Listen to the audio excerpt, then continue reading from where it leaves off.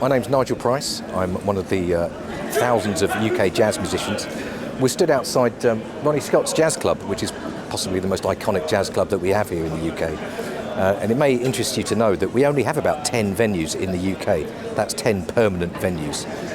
Yet we have about 400 jazz clubs that are run by volunteers. And I'm here to tell you that there's a chronic lack of funding within that sector. As we came out of lockdown and the gigs slowly started coming back, it soon became apparent that not all of these volunteer-run jazz clubs were going to make it. And I was pretty horrified to see that some of these places were closing right in front of our eyes. Some of these clubs have been there for decades, you know. So my initial reaction was to start a crowdfunding campaign, which did pretty well.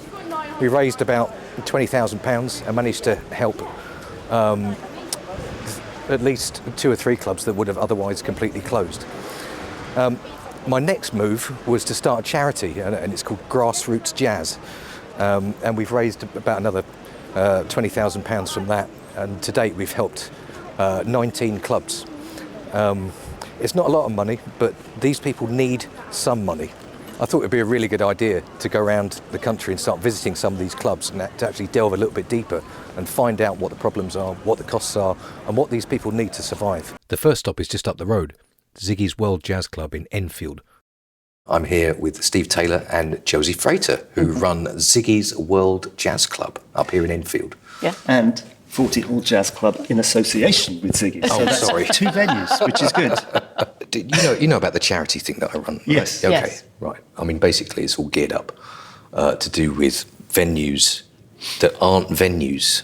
They are jazz clubs without any premises, any permanent premises.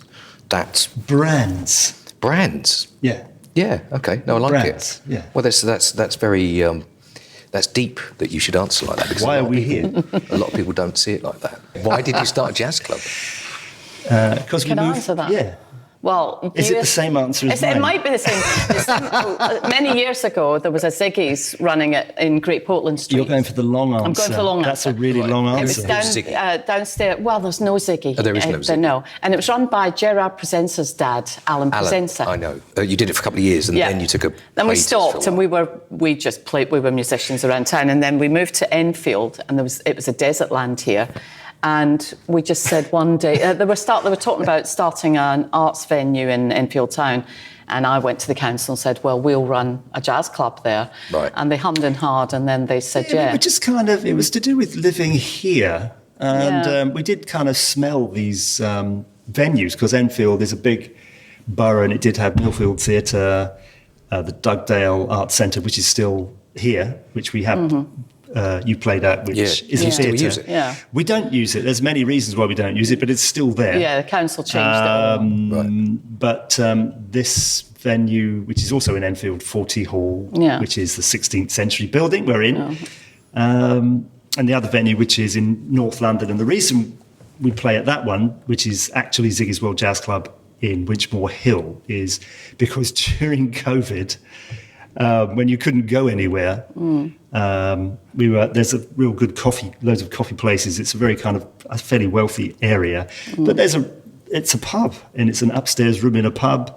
And it was your idea because we got used to putting events on in theatre spaces. Yeah, nobody was opening up at that point. And you couldn't do anything, so we were desperate to we just wanted to do something. The pub was open, and we struggled a bit, and so we went up and we spoke to the landlord, and he said, "I'd love it," and we'd been interested. There was a congregation of people just kind of, outside all the coffee shops during COVID. So we thought, well, we've got a captive audience. And when we started there, we sold tickets so quickly, just via the internet. So when was this? What year? That was 2021. 21. You said about branding. I mean, the reason we use the name Ziggy's now was because in 2012, although we hadn't done anything for like 10 years promotion-wise, we just kind of thought you need to give something a catchy name. And there's no reason. We came up with other names like The Rhythmic. But people loved it. They thought it was a friendly sounding name. And Ziggy's. And then actually, although I never paid him more than about 20 quid, my nephew at the time was studying graphic design. And at 3:00 in the morning, when we desperately needed a logo, did that. Did the logo, yeah. Great. And we just kept it. and everybody seemed to like it. And thanks, Andrew. But you're right.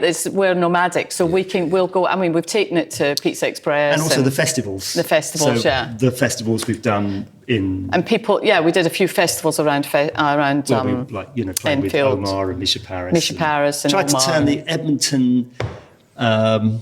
The Edmonton Summer Festival, Community Festival into the Montreux Jazz Festival, and we almost succeeded. Yeah. Because basically, to do that, you just need a park and a venue and several big tops, and we had the money to do that at the time, so it was very successful. It's one of Misha Paris's favourite gigs. But the branding thing, you're right. It's like people now know that if it's ours, bless you, thank you very much, that it's probably going to be good. Great. Yeah. So we are, in a sense. Not the Ronnie and Pete. We're probably more the Richard and Judy. Richard and Judy of the jazz. Of the jazz world. Is there anybody else other than Richard and Judy? Well, it's male and female. Oh, no, Cleo and Johnny. I don't know. They know. Oh, yes, of course, they ran. Of course, they built their own venue. Richard and Judy's going in. It's done now. Set in stone. But then it is rare to be a musician and a promoter, so I do understand. No, it's quite a unique position. I hope I'm not probing too much here, but like you said, was it your cousin? My nephew. Your nephew designed it, so obviously that's free, right? Yeah, the logo is what people start to associate with. I don't know if you see where this is going, but basically we're talking about existing on a shoestring. Yes. Really. Sort of. Yeah, we've had. I have no patience for trying to get funding, although if anyone wants to give me some money without having to do what you do and what a few other people I do. Clément Rigière, I'll mention. He's a mover and shaker, Spice Jazz. Some we've gone into debt occasionally. We've gone into debt, but we've also got out of debt. Do you mind me talking about that?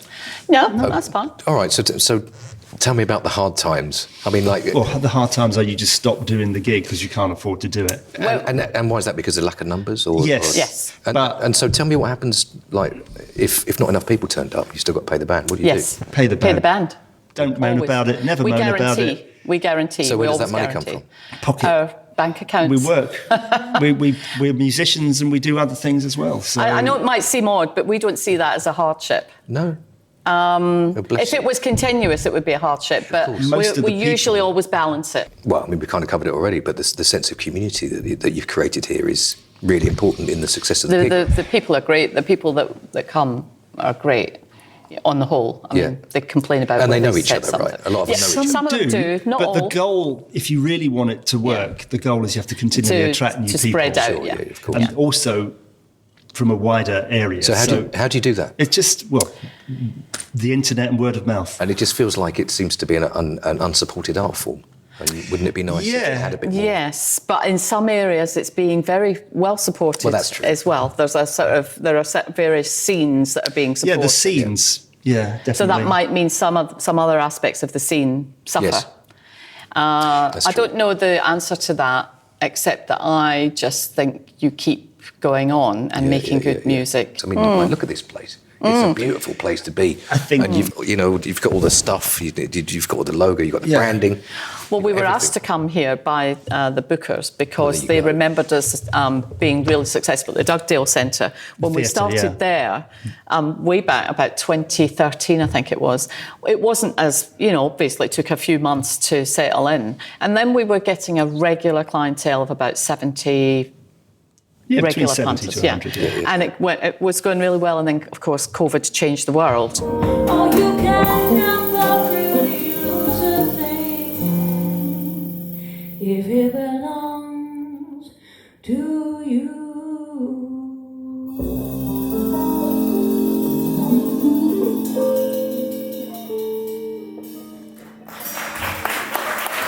Thank you. Thank you for doing everything that you do, because if it wasn't for people like you, then this music wouldn't exist in the UK. Well, that's really what it's all about. Congratulations, mate. How'd you do? Thank you, man. Thanks. All right, that's great, Nigel. Next, we're heading to the SoundCellar in Poole, which is run by Rob Palmer. Events are currently being held upstairs at the Grasshopper. Thanks for giving us your time. Pleasure. Okay. Well, where do I start? I haven't got like a list of questions or anything, but what I'd like to do is just get a sort of broader sort of overview of what you're doing here. Sure. How long have you been running the club? Oh, so SoundCellar has been going for, do my maths correctly, 14 years now. Wow.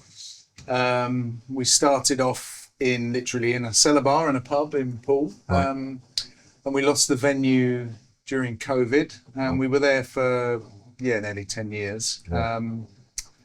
And then since then we've been in a few different venues, and we found this great venue we're in now. Been trying times, I have to say, but at the moment everything's going good. We're getting an audience and we're in a good space, and Right. yeah, it's good. So in essence, you've taken the brand and you've moved around. Yeah, basically, yeah. Although we're not in a cellar anymore, that's people know us as SoundCellar, so we've kept the brand, and we've just been in different venues, and obviously we're at the mercy of the venues and finding a good place where we can have a listening audience, and charge on the door, etc., etc. But we, like a lot of venues, we want that sort of informal. People can go and buy a pint at the bar, and So what's the secret of your success, would you say, here? Not sleeping. There are 3 of us on a team now. So there's myself, a guy called John, and a guy called Chris. So we kind of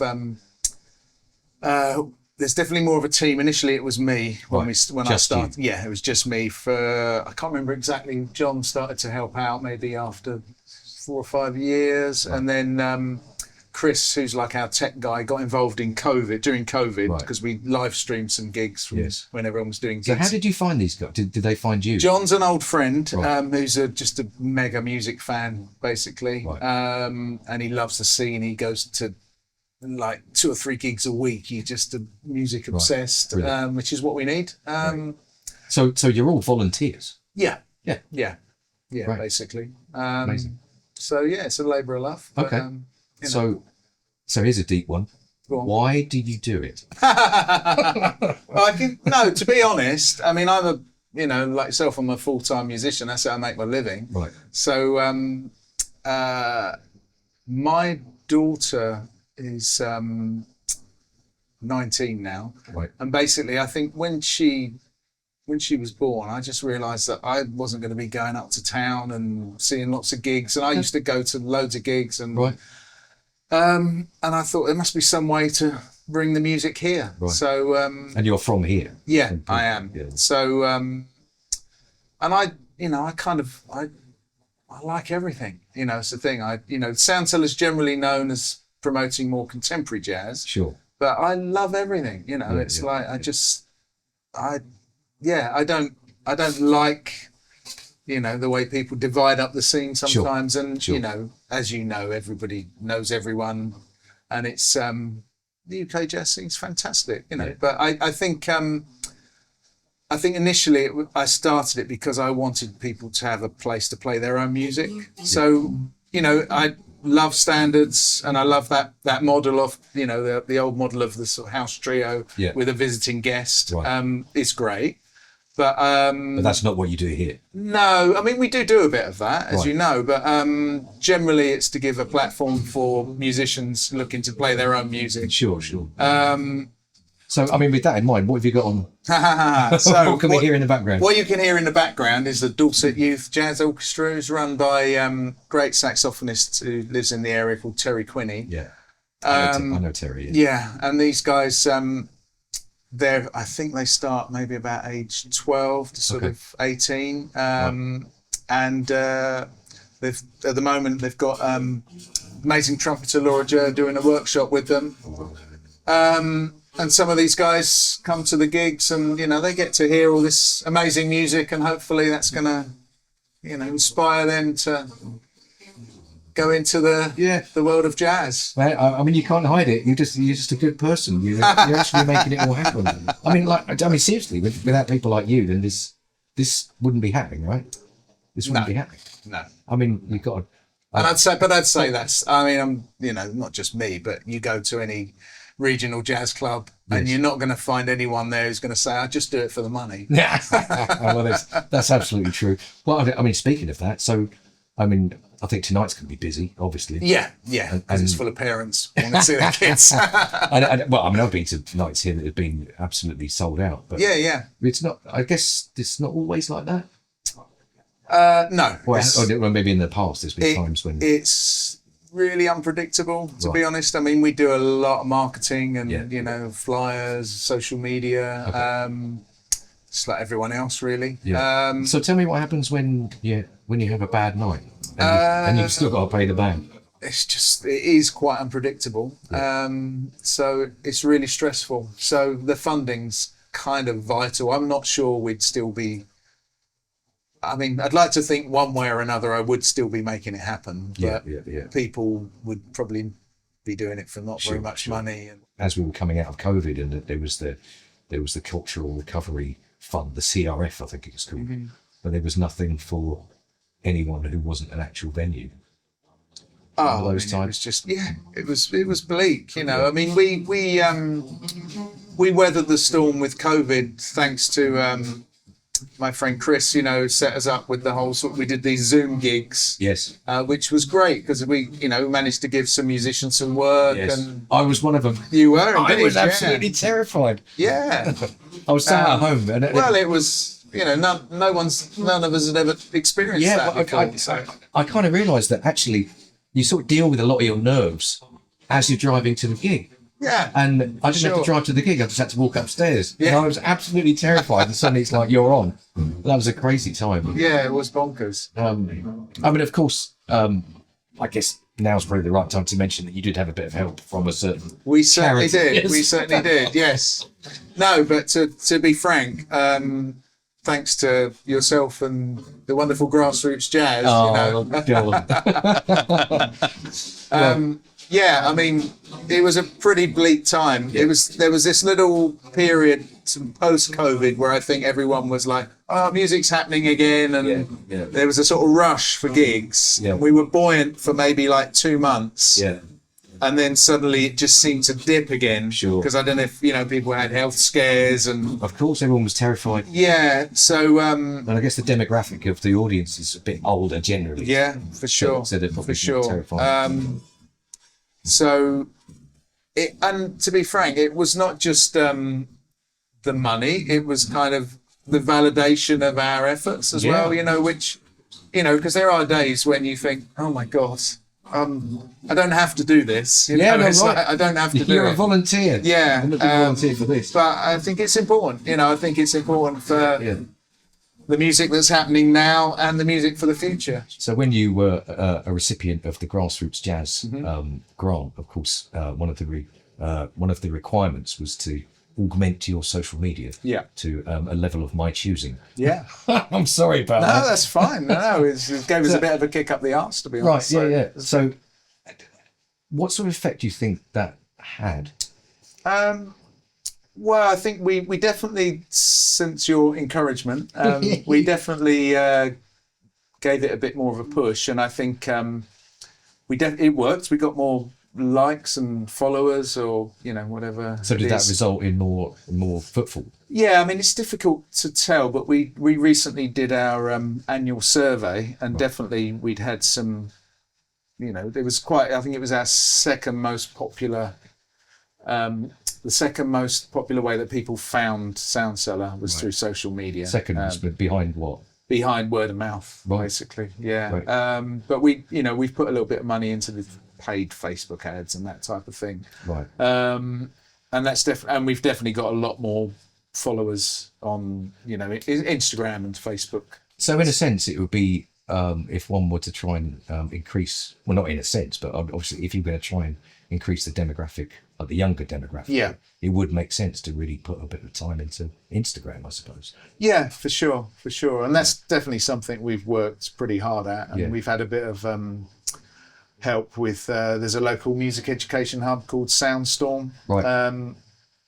And they've certainly helped. I mean, they're behind a lot of the young musicians, and they've helped us to get some youngsters in, basically, and put the word out amongst schools and such like. So we think it's, obviously really important that we get youngsters in. Yeah. Well, your club now has such notoriety that you've managed to attract some international jazz stars. That's true to say, isn't it? Yeah, no, it's been pretty amazing because, I mean, we've had Larry Goldings, Peter Bernstein, as you know, you came. I was here. Yes, Van Ruler, amazing Dutch jazz guitar player. We had Aaron Parks. Right. We had 1 year with Dave Binney, great American alto sax player. We've had Ben Wendell, great American tenor player. Walter Smith III with Matt Stevens. Yes, what I would consider to be the American A-listers. It's amazing, I mean. And yeah, particularly for me, because my sort of era would be growing up listening to, people like John Scofield and Pat Metheny and someone like Larry Goldings, who, has played with Jim Hall and all these legends for us. It's like, it's pretty amazing. I was a little bit starstruck, I got to honest. But it's great, it's amazing. And do you ever take the time to be a bit pleased with yourself that's what this club's turned into? Yeah, brilliant. Definitely. You should do. You should do. It's got to be honest. I kind of it's pretty amazing to think that they're coming to this, a pub in Poole to play some music. And these are guys that are the absolute top of the tree. But having said that, I think the British jazz scene is up there as well. Not that I'm just desperate to get American jazz musicians, because the British jazz scene's phenomenal. I mean the standard. I don't have to tell you. It's as good as anywhere. Yeah, absolutely. I think you're right. We just need a bit more support and a bit more respect for the music from the government. Yeah, totally agree. I think we just we do. Brilliant. Well, I mean, thanks for everything that you do. Well, thank you, Nigel, for all your efforts with supporting the UK jazz scene. It's amazing. Brilliant. Okay, nice one, mate. Yeah. See you again soon. Thank you. Sadly, we weren't able to get any footage of the Dorset Youth Jazz Orchestra due to age restrictions, but we did manage to get an interview with Mercury-nominated jazz star Laura Jerd, who was holding a workshop and directing the band that night, as well as Amy Williams, ex-Dijo saxophonist and guest soloist. You've played here before, right? I have, and when it was in the other place, the cellar, what was it? The SoundCellar, the I guess. SoundCellar. So where the name comes from, isn't it? Yeah. What was it? That was called the Bear, wasn't it? The Bear. Yeah, that's right. Actually, the Bear. The SoundCellar, and that's how it's got its name, of course.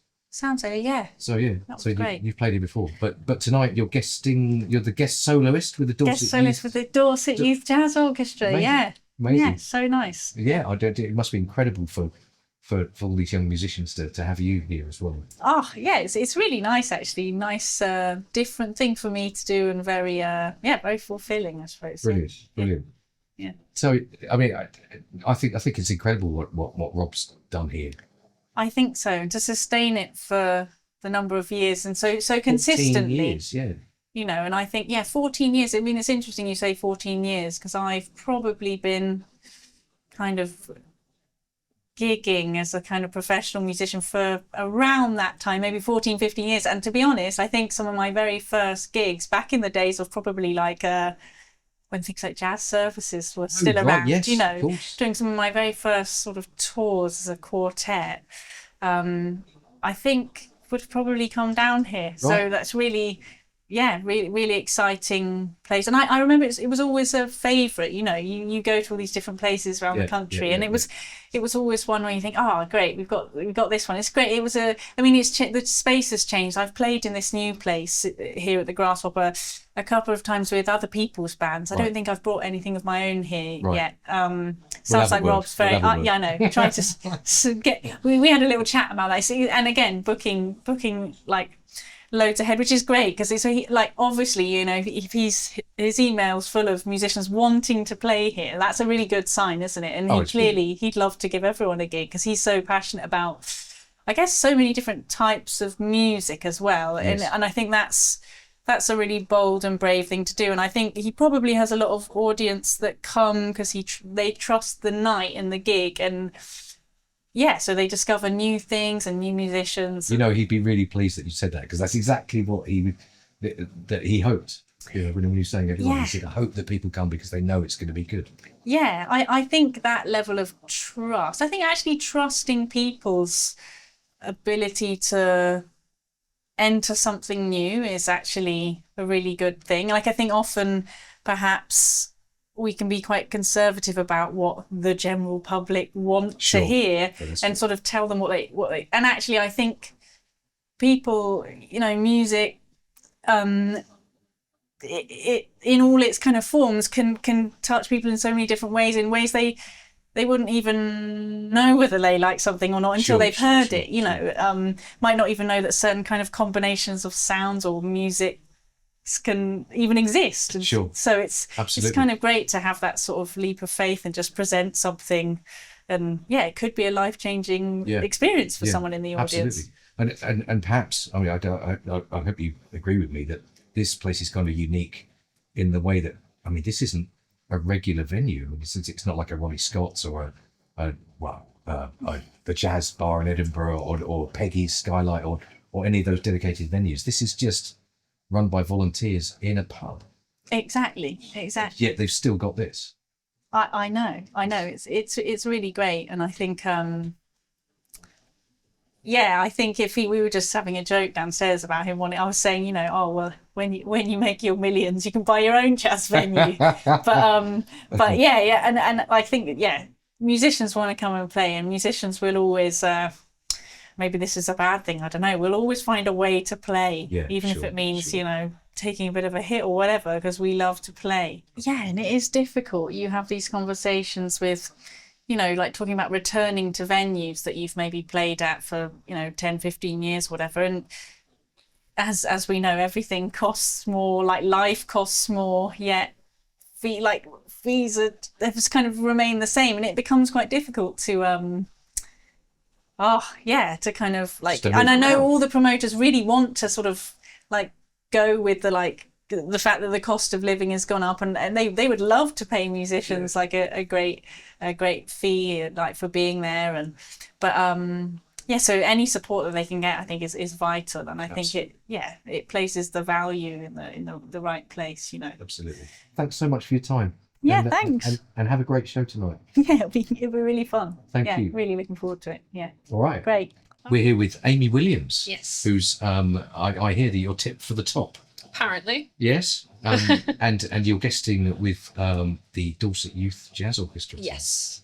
Yeah. I was chatting with Terry Quinney, who says he used to teach you. Yes. I was in Dojo for quite a while. But then I moved on to bigger things, not better things, bigger things. So, yeah.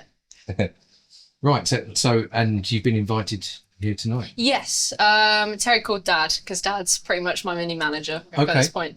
And he was like, "Oh, we'd love for Amy to come and join us for the Christmas thing." So I went, "Sure, absolutely," because they've done so much for me, and that's helped me evolve as in a way that's helped me throughout the whole of my musical career. Brilliant. So, yeah. Brilliant.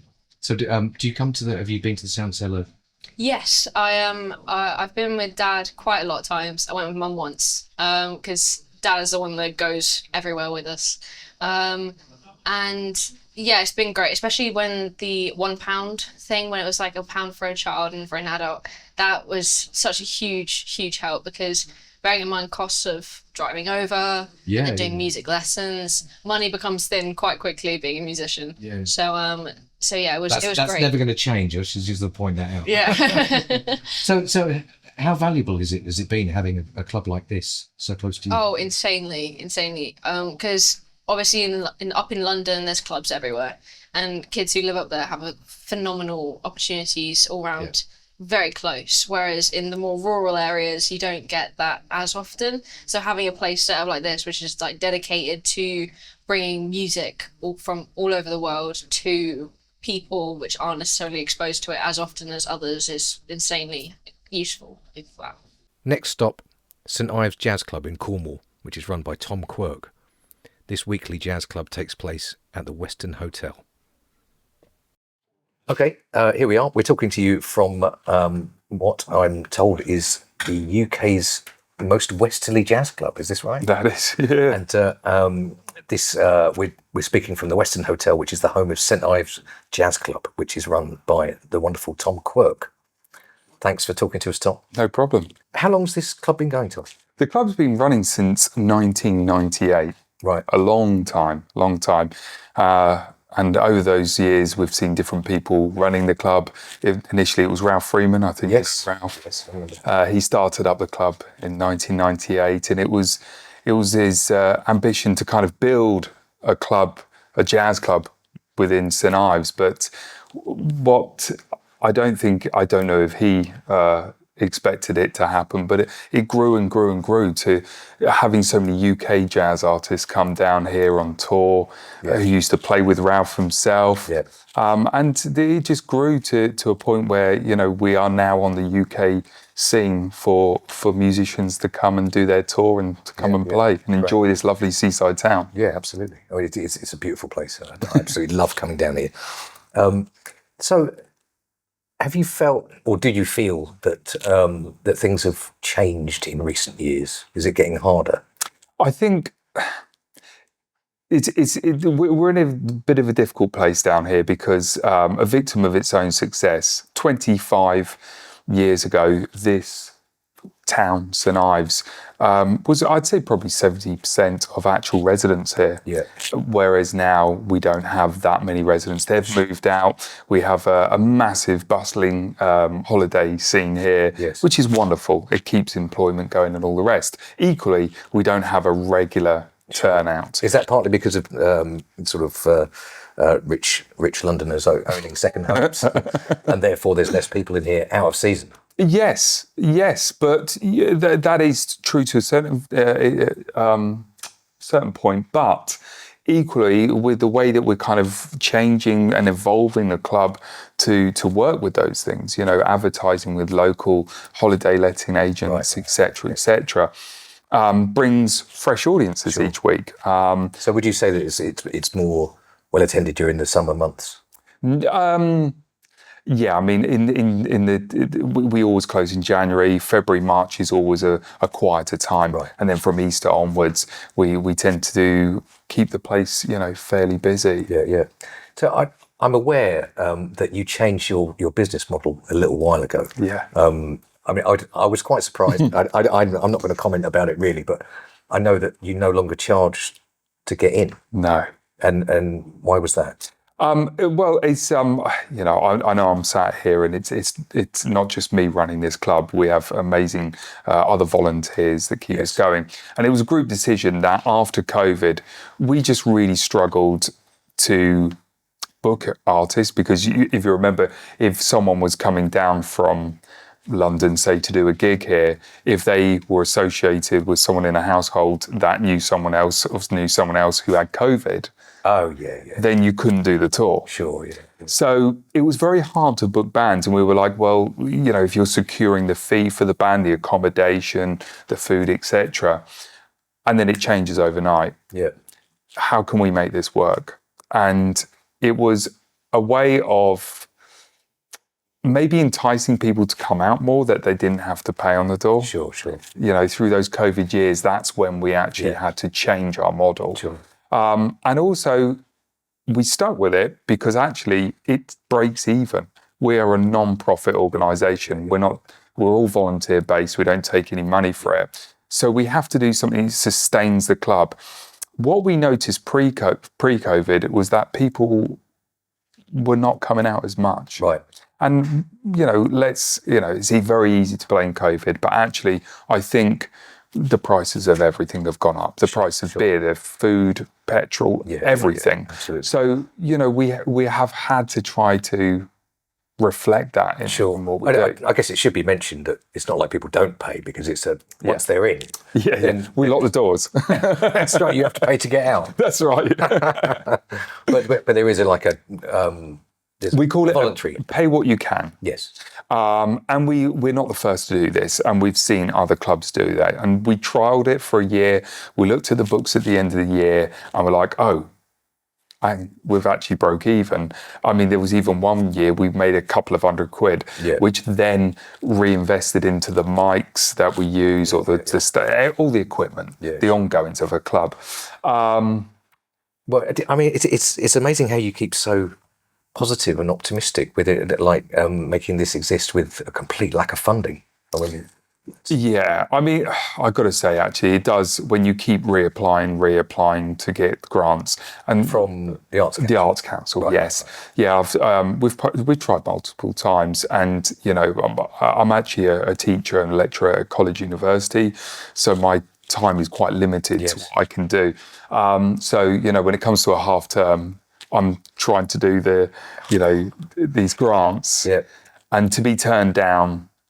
To continually be turned I know down. how it feels. Yeah, it's absolutely dispiriting. Yeah. When you're thinking actually what I'm doing, is trying to give back to the club. If we get those grants, it reinvests into this, reinvests into people coming on tours.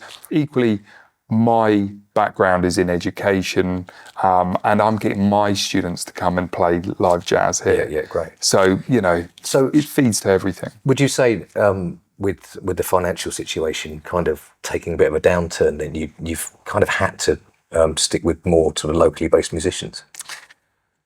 Well, we did actually, years ago we used to run every week, as in UK touring artists, etc. And you've noticed that decline? Yes, I have noticed. I'll tell you what I have noticed in particular is that artists, bands, groups, large groups are not coming down. They cannot afford for multiple cars to be driving down here. You're getting a lot of trios. Yeah. Whether it be a sax trio or a piano trio, which is wonderful. I love that. But you know what it's like to have variety throughout a year program. I guess what gets to me is it's no slur on local musicians, but when touring bands stop touring, there's no cross pollination. And everything's starting to become a lot more sort of local. Yeah. I don't think it's good for anyone, really. No, definitely not. And, I think, like I was saying to you, where we have smaller numbers of locals coming here, to have the same musicians, maybe in different acts. There's only so many times you can revisit a different ensemble. Yeah. We need variety. Yes. And that's why we still run every month where we have a touring artist, like the amazing Nigel Price. No, but when we have these artists come and do that, it really does make an impact. And you'll see, where this club can hold 90 to 100 comfortably. What happens if you just don't get the numbers? How do you... Then we lose out. But, how do you pay a visiting artist? Well, so what we do is we literally have a small reserve in our bank, and what we do, we start off every year going, right, okay, that's taken a hit, oh, that's taken a hit, oh, that's bought us, and we kind of have this kind of fluctuation that happens all through the year. So has that reserve ever run out? I want to touch wood. At this moment, no, but the consequence of that is that we haven't managed to reinvest in equipment. Sure. And this is what I've been asking for the Arts Council grants over and over, is that we need to reinvest into equipment. It's been too long without it being replenished. Yeah. And also to secure the fact that we can book artists with the confidence that we're not going to run ourselves into a deficit. Yeah, sure. And if that happens, then it will be the volunteers that will probably have to pick up that price. Right. So I guess you probably had that chat before. That's what's going to happen. Yeah. You'd go to the cash point. Yeah. Right. Yeah. And to be honest, it has happened. It has happened. Oh, that has happened? Yeah, it has happened. Yeah. Last September, where we had our September festival, and we've had to go, right, okay, we'll pay that. But we knew that the ticket sales would be coming in 3 weeks later. It's like with the box office tickets. So it's been pretty touch and go once in a while. Yeah. Yeah, difficult to tell the wife. When you told her that, you told the world. Yeah. You've always hooked up with other venues and made it really possible to tour, like, because this is a Tuesday. Yeah. It'll be Appledore on a Monday. That's right. And then I'm not sure what's happened to St Austell, but that sometimes used to be on a Wednesday. Yeah, that hasn't been, actually since COVID, I haven't heard of that being a venue. No, so suddenly there's a touring loop that's kind of disappearing. Yeah, we've tried to pick up other links in Plymouth, as well as, I think, is it Ashburton? Yeah. It's a shame, isn't it, that it's not a bit more coordinated. Although that's not, you can't really blame that on anyone, but it'd be nice. Yeah, I mean, again, that's another role, I suppose, some kind of admin role, but which we try to do. There's only 3 of us as volunteers, right? Which is, So there's you and Kev Parsons and Tony Brown, Tony Brown, of course. He takes all the photos. I mean, he's been involved in the club since it started, and he keeps, he does all our photography as well as. This sounds really a small job, but this is huge, right?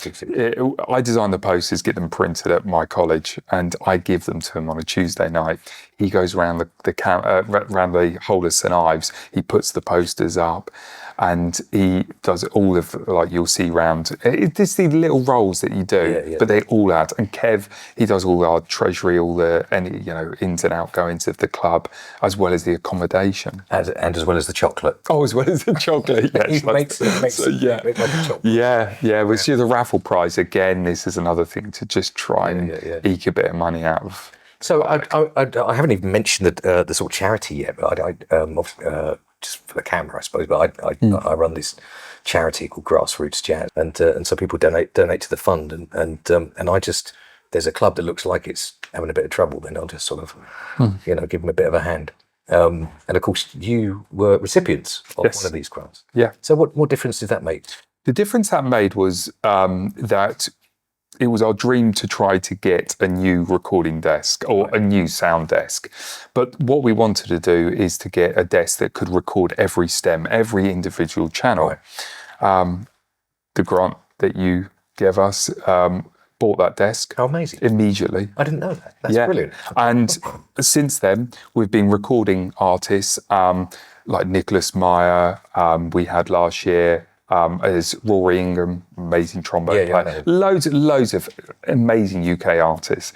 And we've been recording them and giving them the stems. Right. And, we're now actually mixing, mastering them to create our own Spotify account where people can celebrate the live music played here. Yeah, great. Listen to it. I guess that's also an incentive for people to come down here. Because that's worth its weight in gold. Yeah, and this was one of the Arts Council grants that I asked for many years ago, was to actually get a good high quality camera. Yeah. Because, to do this in a low light condition like this, and then in any jazz club, it's always dark, isn't it? Yeah, sure. You need a good quality camera, and they're not cheap. So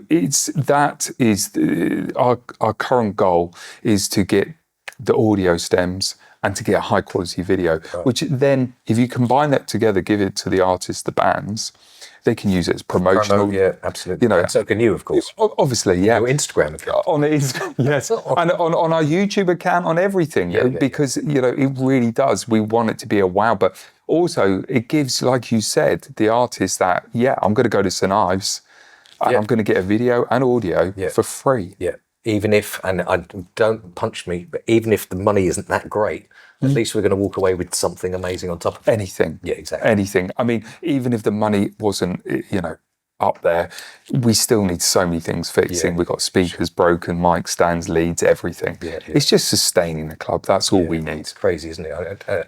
I haven't spent an awful lot of time in Europe, but whenever I've been out there, it's the funding they have for the venues is incredible. Yeah. You walk into these places, it's state of the art equipment, and it's a whole different thing, and it's a little bit sort of, I don't know am I going to use the word shameful? I think I am. It's a bit shameful that our government, I suppose, won't doesn't really give this art form as much respect as I think it's due. 100%. I mean, you think about like some of the people that have come through the jazz scene. I mean, I guess you could immediately say Amy Winehouse. Yeah. I mean, she's definitely one of them, and she's probably become one of our biggest exports. Yeah. And so it's mad, isn't it, how they can expect people to come out of this scene and make all this revenue for the UK when they're not looking after the actual scene itself. Whatever you want, anything celebrated, whether it be the royal family or the or the government, there's always music in the background. Of course there is. You're not going to.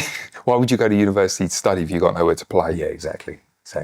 Well, I mean, you're doing an absolutely amazing job of keeping it going down. I really appreciate it. We all really appreciate it. It's great. Thank you. Years ago, of course, there used to be an organisation called Jazz Services. Yes. I think they were shut down in 2014. And it would give you a maximum of I think £2,500 towards a whatever. Well, it's funny you say this because years ago, but this was pre me actually being involved in the club. Kevin, the other volunteer, he told me that we used to have this top up every year, and it used to just be, I think it was around about £1,000 to £2,000 roughly, and that would give us that buffer. Yeah. That we could go booking an artist that might cost us a little bit more accommodation fees or whatever. We could take that punt. Yeah, just a bit of breathing room. Exactly, and not dip into our own funds to keep that night going. So I mean, I guess, we just need something like that again, don't we? That would make our security a lot easier. Maybe we should just touch on the sort of social media thing, because one of the requirements of the Grassroots Jazz grant was to boost your social media. Did you find that helped noticeably? Actually, yes, it did. And the reason it helped is that there's we were picked up by a local Instagram group called Cornish Gig Guide. Okay. And they follow us. Right. And then every time I post on there, they take that and they put that on their feed. They've got a lot more followers than us. Brilliant. So yes, it was really helpful. Brilliant. Great. I was, at times I've been worried that maybe it was the wrong thing to do. Sometimes I bump into promoters who maybe, and I don't mean this just disrespectfully at all, but they're a bit older. Yes, yeah. And they don't really know about that world, the whole Instagram world. It's generally a sort of younger demographic, and they find it very hard to get into. But every single one so far that's started an Instagram account and boosted it has seen the return. Yeah, and I was quite fortunate because I'm not maybe as old as some of the booking agents, but I don't know. But I have the lucky side that my students are 16 to 19-year-olds. So show you how it works. Exactly. Well, in fact, I got tips from them on how to boost those numbers, and they gave me all the advice I needed. Brilliant. So they taught me. So how many followers have you got now? Oh, I think we are up to 1,500. That's great. Yeah. That's great. Yeah. Amazing. Yeah, it's really good. Brilliant. Well, it's incredible. I mean, I'm just so pleased that you're running such a tight ship down here. Yeah. It's amazing. We have to keep this place going. We have to, because like you said actually earlier, is keeping this as part of that Southwest tour is so important. Yes. The price of fuel's gone up, et cetera, et cetera. Artists, if they are going to do the tour, they need to make it worthwhile. Sure. So, coming from London or wherever, we need to keep this Southwest going. Absolutely. Yeah. Well, great. Well, thanks. Thanks very much for keeping it going. No. And of course, tonight you've got the wonderful Roberto Manzin. Yes. He's an old friend of mine, and I'm looking forward to seeing him. Yeah. I'm looking forward to seeing how much his beard has grown as well. Yes.